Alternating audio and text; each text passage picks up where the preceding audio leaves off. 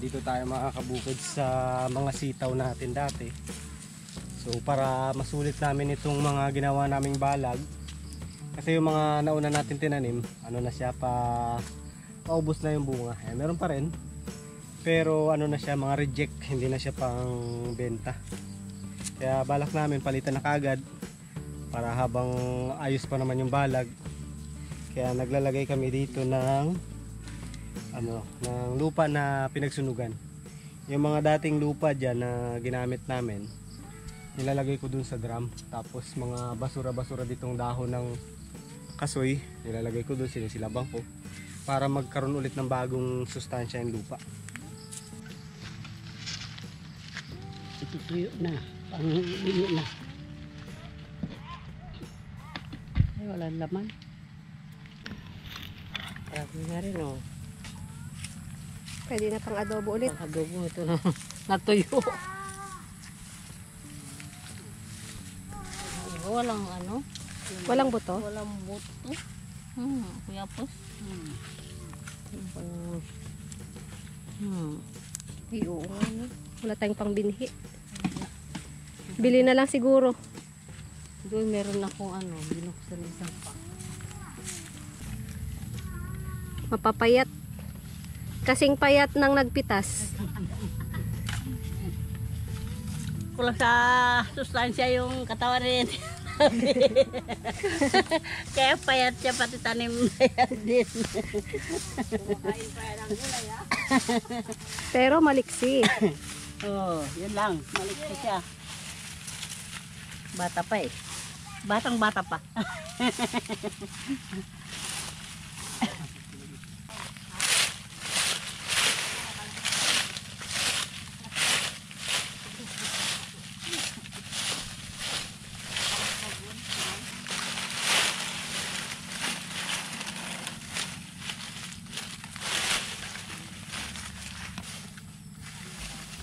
Ito yung mabisang way, mga kabukids. Tipid at doble purpose para gumanda yung lupa. Kasi masukal din naman yung mga damo at saka dahon. So gagamitin natin yung ating problema para maging solusyon. Yun, no?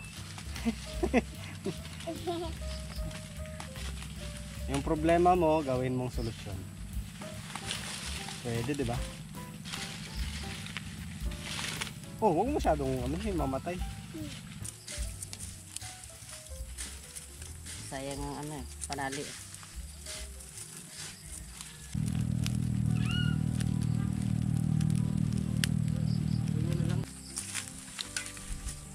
Ito yung best example nung pinagsunugan ng mga kabukids.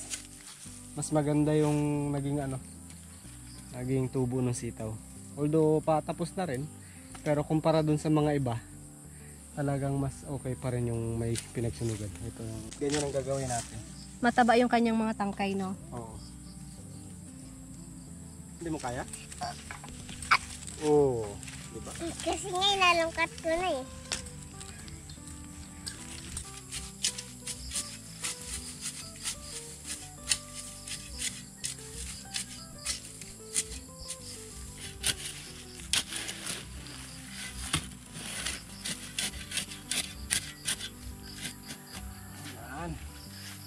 Balik na natin doon sa pinagkunan.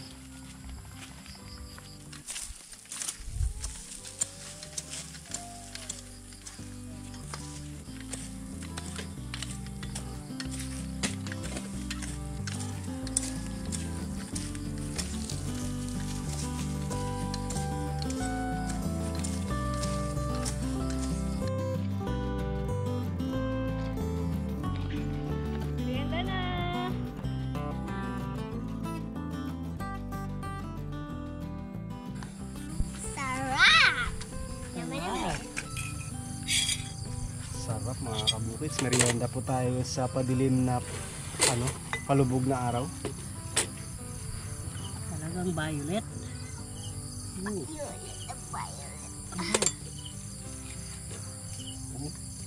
Sarap po.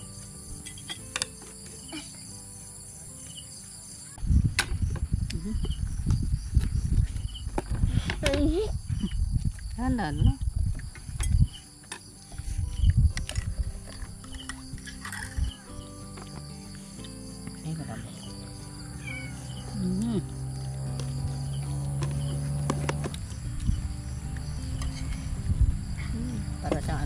Gabi.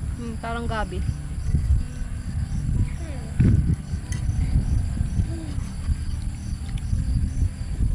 Ang ngipin niya nagbayol din.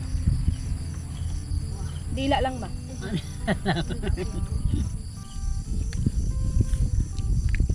Kaya pala hindi siya napapagod magbalat. Yung gitna yun. Hindi ko rin binabalatan. Ba't naroon tasa o? Ganyan lang pala. Oo. Galing may nakuha ako sa yung technique ha. Sabi na, mas madali lang. Hindi ka na magabalat eh. Madali lang rin magbalat.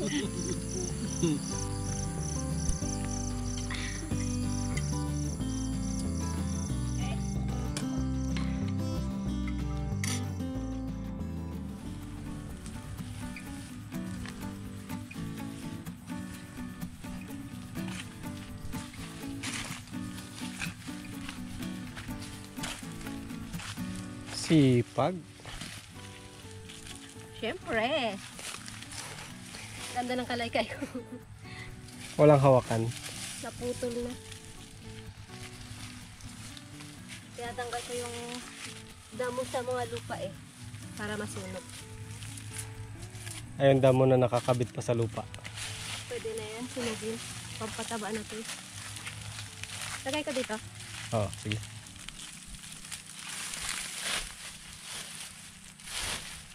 Sana masunog pa yan bago umulan, no? Kumukulimlim na naman.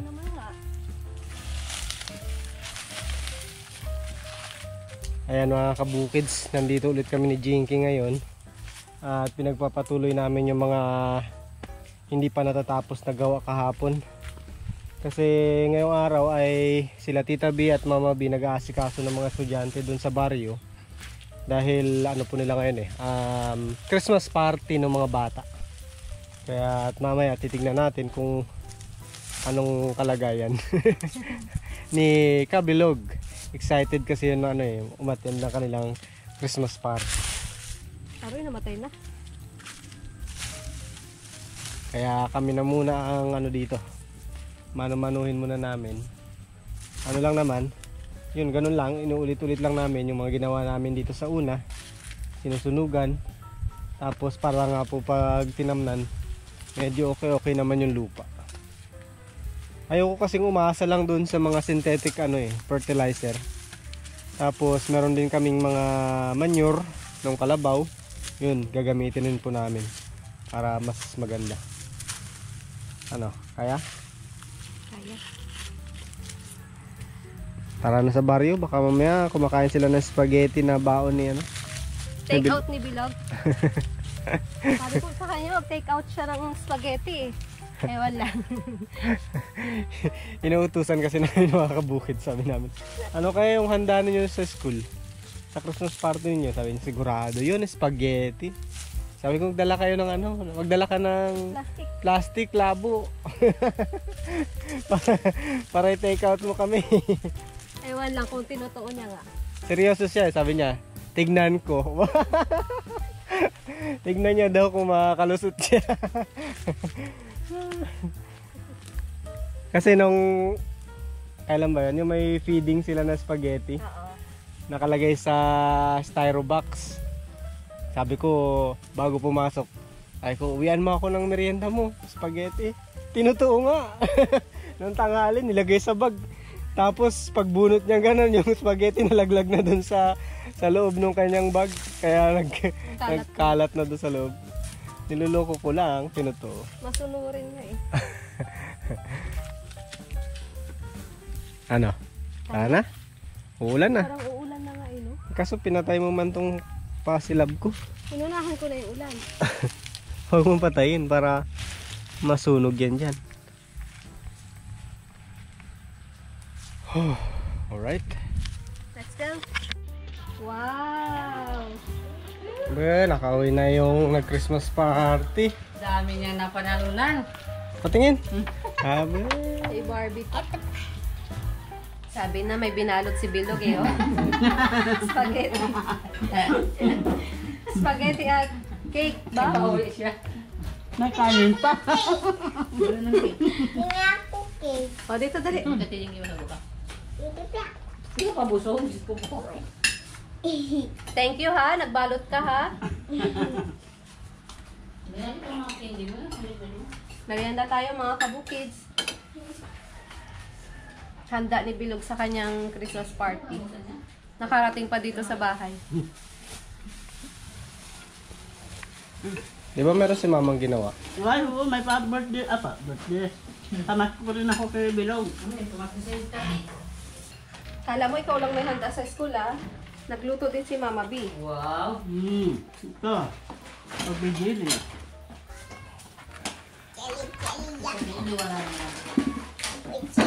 Yan.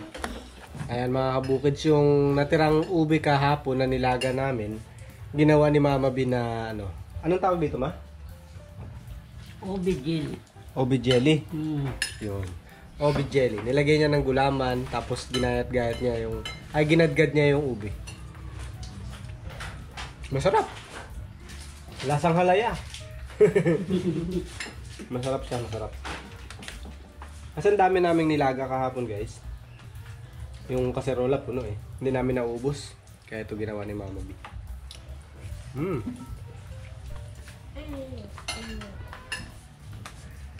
Para din kami umattend ng Christmas party.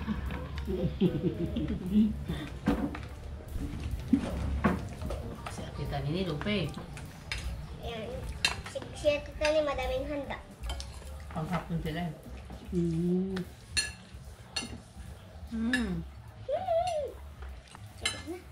Saka napapidyan na nabusog na ako. Kala ko nga kanina, busog ka na eh.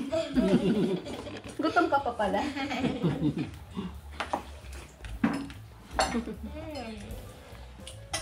Busog-busog si Kabilog, oh. Kanina maluwag pa tong damit mo. Ngayon masikip na. Dami na siguro kinain eh. Ilang oras lang kayo nag-Christmas party, tumaba ka na. Anong feeling mo na first time mong nag-attend ng Christmas party? Masaya. Masaya ka? Paano yung saya? Paano yung saya?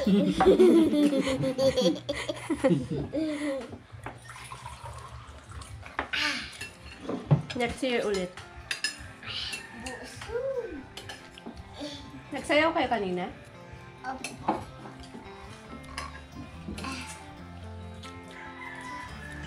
Sarap. Sarap to ma. Mas masarap siya. Parang mas gusto ko na siya kaysa sa halaya. Mas madali pa. No? Sabi ko nagangabay kanina kasi naghingi siya ng plastic. May pasalubong to mamaya.